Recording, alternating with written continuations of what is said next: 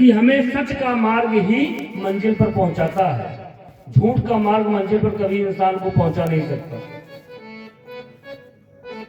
इसलिए मंजिल कठिन नहीं है, सिर्फ मार्ग कठिन होता है। हम किस मार्ग को चुनते हैं, सच का या झूठ का। जो धर्म पथ पर आगे बढ़ेगा, धर्म मार्ग पर चलता है, वो थोड़ा दुखी तो पहले होता है। क्यों? क्योंकि कलयुग उसे सताता है। तो राजा परीक्षित कहते हैं कलयुग से कि तुम हमारा राज्य छोड़कर कहीं अन्यत्र चले जाओ, मैं तुम्हें अपने राज्य में नहीं रहने दूंगा। कलयुग कहता है महाराज, सूर्योदय से लेकर अस्ताचल तक आपका ही तो राज्य है, तो अगर मैं आपके राज्य में नहीं रहूंगा तो मैं कहां जाऊंगा। अगर अपने राज्य में आपने नहीं रखना है तो मैं कहां जाऊं, मुझे रहने के लिए स्थान बताइए। तो राजा परीक्षित ने कहा कि सुनो, मैं तुम्हें 4 स्थान दे रहा हूं, इन्हीं 4 स्थानों पर तुम्हें वास करना है। द्यूतम पानम स्त्रियः स्यूनः यत्रा धर्मस्य चतुर्विधा। ये कौन है जो धर्म को सता रहा है, जो सत्य पर चलने वाले को कष्ट दे, उसे धर्म कहते हैं। हमें सदा ही ऐसे आदमी से दूर रहना चाहिए जो अधर्म के मार्ग पर चलता हो। अगर हमारे बगल में कोई दुष्ट पड़ोसी मिल जाए तो भी जीवन नरक बन जाता है।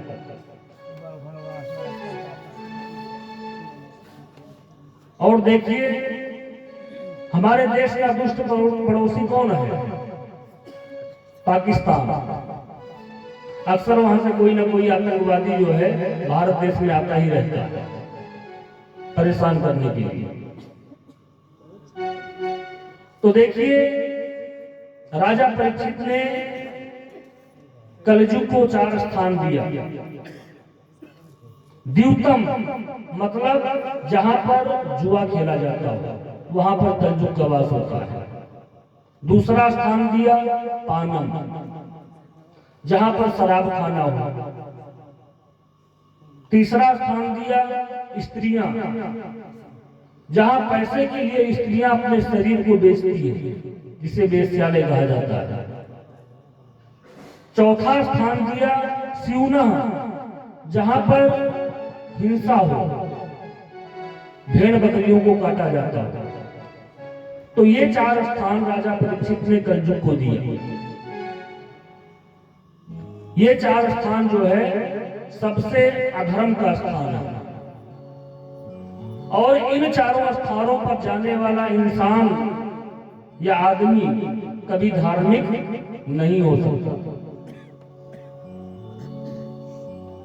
तो देखिए, जब इन 4 स्थान को दिया,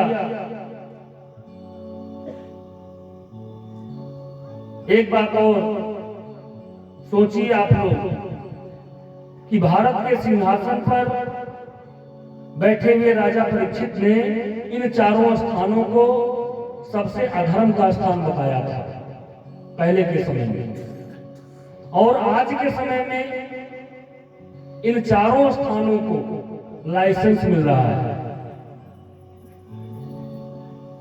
कितना कड़वा सच है। जो आजकल भारत के सिंहासन पर बैठे हुए हैं वो इन 4 स्थानों को लाइसेंस दे रहे हैं। बड़े धड़ल्ले के साथ पूरी दुनिया भर में 4 स्थान चल रहे हैं। सोचने वाली बात है। जुआ खाना कैसीनो के नाम पर चलता है, सरकारी लाइसेंस सरकारी ने दे रही है। आप लोग देखते होंगे लिखा होता है कि सरकारी शराब की दुकान अक्सर देखने को मिलती है, यानी डायरेक्ट सरकार ही ने लाइसेंस दे रही है।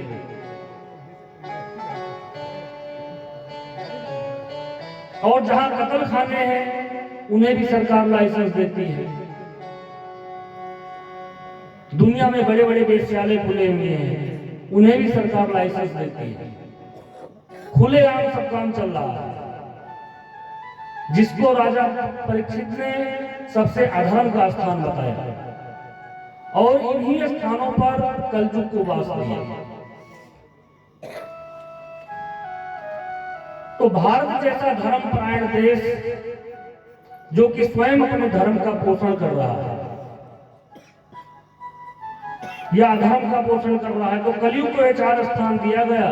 कलयुग ने राजा परीक्षित से कहा कि महाराज, क्या मैं इतना दुष्ट हूं जो आपने मुझे 4 स्थान इतना गलत दे दिया?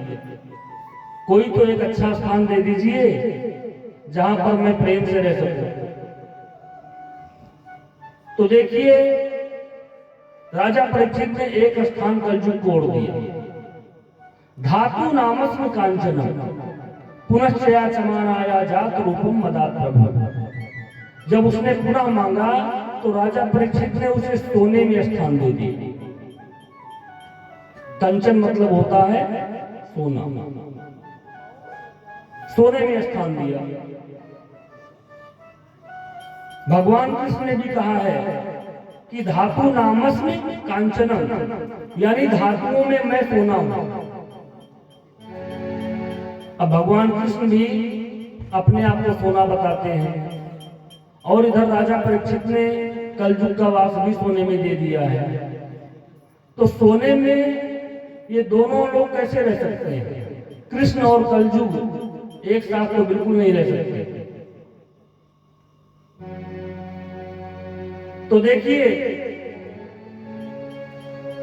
किसी संत ने कहा है कि देखिए, हमारे पास इसका उपाय है। जो धार्मिक धन से कमाया हुआ सोना होता है, किसी ने कहा कि ऐसा कैसे हो सकता है?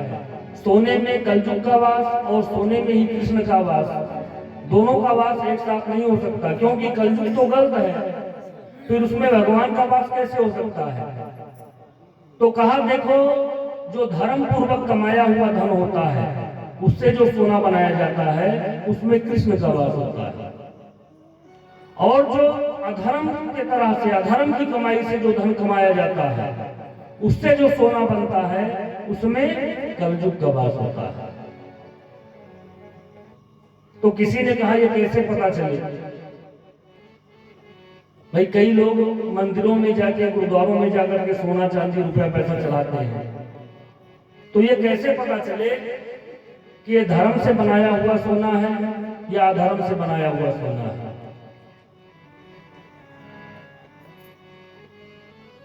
तो कहते हैं कि देखो,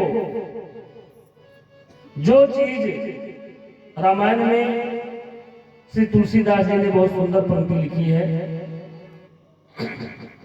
और कहा है कि जो चीज भगवान को अर्पण कर दी जाती है, चाहे वो अधर्म से ही कमाई हुई क्यों ना हो, जो भगवान को जो चीज स्पर्श करा दी जाती है उसमें से समस्त दोष मिट जाता है।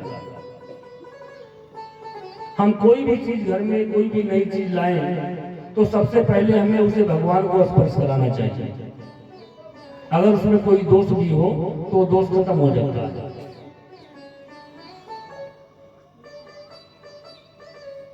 तो रामायण में भी तुलसीदास जी ने बहुत सुंदर चौपाई लिखी है कि तुम्हारी निवेदित भोजन करे, तुम्हारी निवेदित भोजन करे, तुम्हारी निवेदित भोजन